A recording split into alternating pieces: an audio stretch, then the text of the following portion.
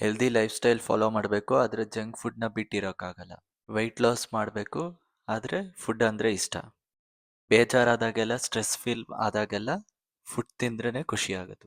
ನಾನು ಇದೇ ರೀತಿ ಫುಡ್ಗೆ ಅಡಿಕ್ಟ್ ಆಗಿದ್ದೆ. ಸೊ ನನ್ನ ಪರ್ಸ್ನಲ್ ಎಕ್ಸ್ಪೀರಿಯನ್ಸಿಂದ ನಾನು ಯಾವ ರೀತಿ ಇದನ್ನ ಓವರ್ಕಮ್ ಮಾಡಿದೆ ಅಂತ ಶೇರ್ ಮಾಡ್ತೀನಿ. ಸೊ ಇದರಲ್ಲಿ ಎರಡು ಥರ ಇದೆ. ಫಸ್ಟು ಬೇಜಾರಾದಾಗೆಲ್ಲ ಅಥವಾ ಲೋ ಫೀಲ್ ಆದಾಗೆಲ್ಲ ಫುಡ್ ಕನ್ಸ್ಯೂಮ್ ಮಾಡಿದ್ರೆ ಫುಡ್ ತಿಂದರೆ ಬೆಟರ್ ಅನ್ಸೋದು, ಅದೊಂದು ಆಸ್ಪೆಕ್ಟು. ಇನ್ನೊಂದು ಫುಡ್ ಅಂದರೆ ಇಷ್ಟ, ಆ ಒಂದು ಆಸ್ಪೆಕ್ಟು. ನಾನು ಮುಂಚೆ ವರ್ಕ್ ಮಾಡುವಾಗ ವರ್ಕ್ ಮಾಡಿ 8 ಅವರ್ಸ್ ವರ್ಕ್ ಫಿನಿಷ್ ಮಾಡಿದ ತಕ್ಷಣ ಬಾಡಿ ಎಲ್ಲ ಸ್ಟ್ರೈನ್ ಆಗಿರುತ್ತೆ, ಎನರ್ಜಿ ಲೆವೆಲ್ ಸ್ಲೋ ಆಗಿರುತ್ತೆ. ಆ ಟಯರ್ಡ್ ಫೀಲಿಂಗಲ್ಲಿ, ಆ ಲೋ ಎನರ್ಜಿಲಿ ಆ ಸ್ಟ್ರೈನಿಂದ ಹೊರಗೆ ಬರೋಕ್ಕೆ ಒಂದೊಂದ್ಸತಿ ಇವಾಗ ನಾನು ಬಿರಿಯಾನಿ ಆರ್ಡರ್ ಮಾಡೋದು ಅಥವಾ ಫ್ರೆಂಡ್ಸ್ ಜೊತೆ ಹಚ್ಚೋಗಿ ಏನಾದ್ರು ತಿನ್ಕೊಂಬರೋದು, ಇದೆಲ್ಲ ಮಾಡಿದಾಗ ಚೆನ್ನಾಗಿ ಅನಿಸ್ತಾ ಇತ್ತು, ಸ್ವಲ್ಪ ಖುಷಿ ಆದಂಗೆ ಅನಿಸ್ತಾ ಇತ್ತು, ಬೆಟರ್ ಫೀಲ್ ಆಗ್ತಾ ಇತ್ತು.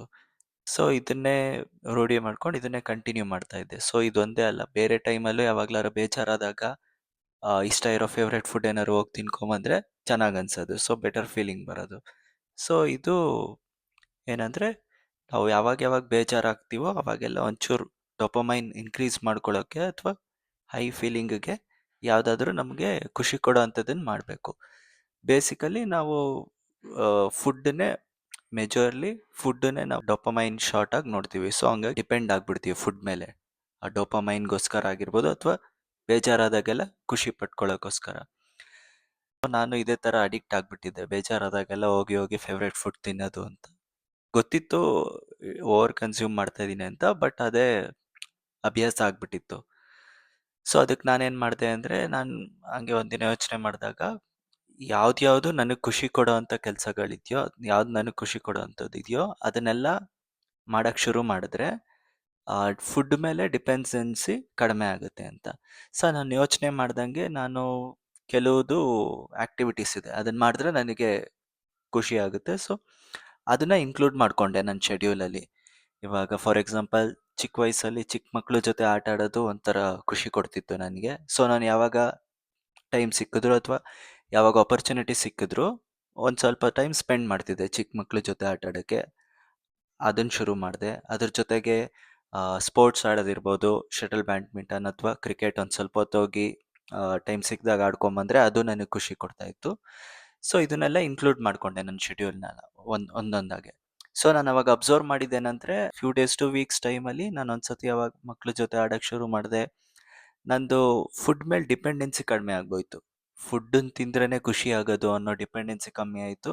ಸೊ ನಾನು ಬೇರೆ ಅದರ್ ಫಿಸಿಕಲ್ ಆ್ಯಕ್ಟಿವಿಟೀಸ್ ಅಥವಾ ಬೇರೆ ಏನು ಖುಷಿ ಕೊಡುತ್ತೋ, ಆರ್ಟ್ ಇರ್ಬೋದು, ಮ್ಯೂಸಿಕ್ಕು ಅಥವಾ ಏನು ನಿಮಗೆ ಇಷ್ಟ ಇರುತ್ತೋ ಏನೋ ಅದನ್ನು ಇನ್ಕ್ಲೂಡ್ ಮಾಡ್ಕೊಂಬಿಟ್ರೆ, ಸೊ ಅದು ರಿಪ್ಲೇಸ್ ಮಾಡಿಬಿಡುತ್ತೆ ಈ ಥರ ಹ್ಯಾಬಿಟ್ಸ್ನ. ಸೊ ಚೂಸ್ ಮಾಡಿ ಯಾವುದು ಬಾಡಿಗೆ ಮೈಂಡ್ಗೆ ಬೆನಿಫಿಷಿಯಲ್ಲು ಪ್ಲಸ್ ನಿಮಗೂ ಖುಷಿ ಕೊಡೋ ಅಂಥದ್ದು, ಇದನ್ನು ಇನ್ಕ್ಲೂಡ್ ಮಾಡ್ಕೊಳ್ಳಿ. ನೀವು ಚಿಕ್ಕ ವಯಸ್ಸಿಂದ ಹಿಂಗೆ ಸುಮ್ಮನೆ ಸ್ವಲ್ಪ ಹೊತ್ತು ಟೈಮ್ ತೊಗೊಂಡು ಯೋಚನೆ ಮಾಡಿದ್ರೆ ಒಂದಷ್ಟು ಆ್ಯಕ್ಟಿವಿಟೀಸ್ ಇರುತ್ತೆ ನಿಮಗೆ ಖುಷಿ ಕೊಡೋ ಅಂಥದ್ದು. ಸೊ ಅದನ್ನು ಆದಷ್ಟು ಇನ್ಕ್ಲೂಡ್ ಮಾಡ್ಕೊಳ್ಳಿ ನಿಮ್ಮ ಶೆಡ್ಯೂಲಲ್ಲಿ. ಸೊ ಈ ರೀತಿ ಫುಡ್ ಮೇಲೆ ಡಿಪೆಂಡೆನ್ಸಿ ಕಡಿಮೆ ಮಾಡ್ಬೋದು. ಸೊ ಹೆಲ್ದಿಯಾಗೂ ಇರ್ಬೋದು ಜಂಕ್ ಫುಡ್ ಜಾಸ್ತಿ ಕನ್ಸ್ಯೂಮ್ ಮಾಡಿದೆ. ಇದು ಒಂದು ಆಸ್ಪೆಕ್ಟ್ ಆಯಿತು. ಈಗ ಸೆಕೆಂಡ್ ಆಸ್ಪೆಕ್ಟಿಗೆ ಬರೋಣ. ಸೆಕೆಂಡ್ ಆಸ್ಪೆಕ್ಟಲ್ಲಿ ಫುಡ್ ಅಂದರೆ ಇಷ್ಟ. ಸೊ ಫುಡ್ಡಿ ಅಥವಾ ಹಿಂಗೆ ಆಚೆ ಕಡೆ ಹೋದಾಗ ನನಗೂ ನನ್ನ ಫೇವ್ರೆಟ್ ಫುಡ್ ಯಾವಾಗ್ಲಾರು ಆಚೆ ಕಡೆ ಹೋದಾಗ ನೋಡಿದ್ರೆ ತಕ್ಷಣ ತಿನ್ನಬೇಕು ಅನಿಸುತ್ತೆ. ಫೇವ್ರೆಟ್ ಫುಡ್ಸ್ ಒಂದಷ್ಟು ಇರುತ್ತೆ, ನೋಡಿದ ತಕ್ಷಣ ಹೋಗಿ ತಿಂತೀವಿ. ಯಾವಾಗಲೆಲ್ಲ ನಾವು ನೋಡ್ತೀವೋ ಅದನ್ನು ತಿಂತೀವಿ, ಮತ್ತು ವಾಪಸ್ಸು ಅದೇ ಒಂದು ಪ್ಯಾಟರ್ನ್ ಆಗಿಬಿಟ್ಟಿರುತ್ತೆ. ಸೊ ಆ ಪ್ಯಾಟರ್ನ ಬ್ರೇಕ್ ಮಾಡ್ಬೇಕು ಇವಾಗ. ಹೇಗೆ ಅಂದರೆ, ಇವಾಗ ಯಾವ ಥರ ನಾವು ಆ ಪ್ಯಾಟರ್ನ ಮೈಂಡಿಗೆ ಕ್ರಿಯೇಟ್ ಮಾಡಿದ್ದೀವೋ, ಸೊ ಅದನ್ನು ಹೊಸ ಪ್ಯಾಟರ್ನಾಗಿ ನಾವೇ ಚೇಂಜ್ ಮಾಡ್ಕೊಬೋದು. ಯಾಕಂದರೆ ನಾವೇ ಅದನ್ನು ಕ್ರಿಯೇಟ್ ಮಾಡಿರೋದು ಫಸ್ಟ್ ಪ್ಲೇಸಲ್ಲಿ. ಸೊ ಅದಕ್ಕೆ ಏನು ಮಾಡಬೇಕು ಅಂದರೆ, ಫಸ್ಟು ನೀವು ಆ ಫುಡ್ನ ಕನ್ಸ್ಯೂಮ್ ಮಾಡೋಕ್ಕೂ ಮುಂಚೆ 2 ಮಿನಿಟ್ಸ್ ವೆಯ್ಟ್ ಮಾಡಿ. ಯಾವಾಗ ನಿಮಗೆ ಅಟ್ರಾಕ್ಟ್ ಆಗುತ್ತೆ ಅಥವಾ ಆ ಕ್ಯೂ ಬರುತ್ತೆ ನರ್ವಸ್ ಸಿಸ್ಟಮಿಂದ ಇವಾಗ ಹೋಗಿ ಫುಡ್ ತಿನ್ನಬೇಕು ಅಂತ. ಕೆಲವು ಸತಿ ನಿಮಗೆ ತಿನ್ನೋದು ಬೇಡ ಅಂತ ಅನ್ನಿಸ್ಬೋದು ಅದಾದಮೇಲೆ, ಅಥವಾ ನೀವು ಅದನ್ನು ಕನ್ಸ್ಯೂಮ್ ಮಾಡಿದ್ಮೇಲೆ ನಿಮ್ಗೆ ಆಫ್ಟರ್ ಎಫೆಕ್ಟ್ಸ್ ಯಾವ ಥರ ಇರುತ್ತೆ ಅದನ್ನು ಫೀಲ್ ಮಾಡಿಕೊಂಡ್ರು ನಿಮಗೆ ಅದನ್ನು ಕನ್ಸ್ಯೂಮ್ ಮಾಡೋ ಚಾನ್ಸಸ್ ಕಡಿಮೆ ಆಗುತ್ತೆ.